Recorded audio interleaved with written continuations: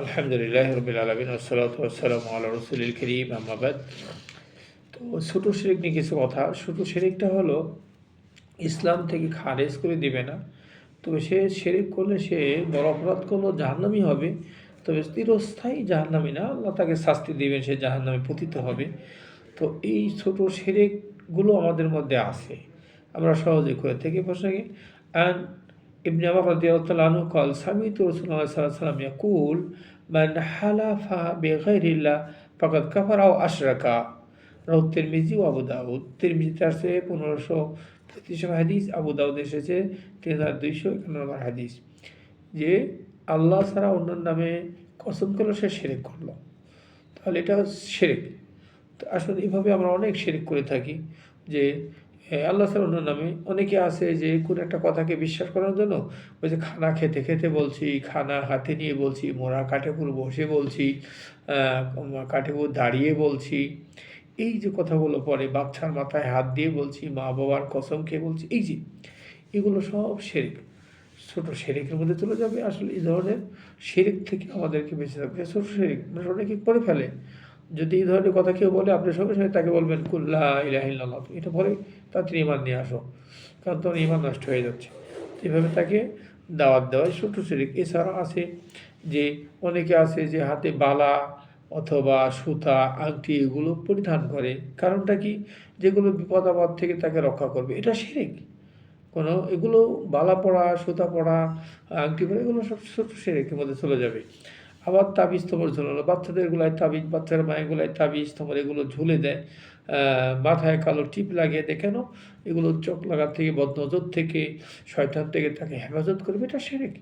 এটা এই জন্য দেওয়াটাও করে শিরক।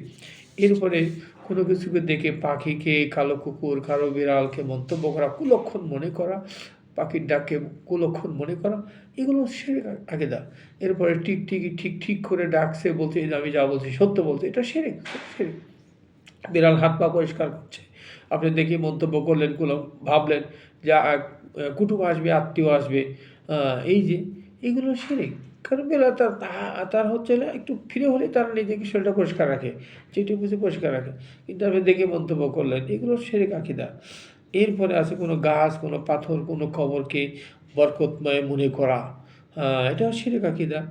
এরপরে আসছে যে কোনো জাদু, তন্ত্র, মন্ত্র এগুলোর মাধ্যমে নিজের কল্যাণ নিয়ে আসবে, এটাও শিরকযুক্ত আকীদা। এগুলোর দ্বারাও কি আমাদের বেঁচে থাকতে হবে।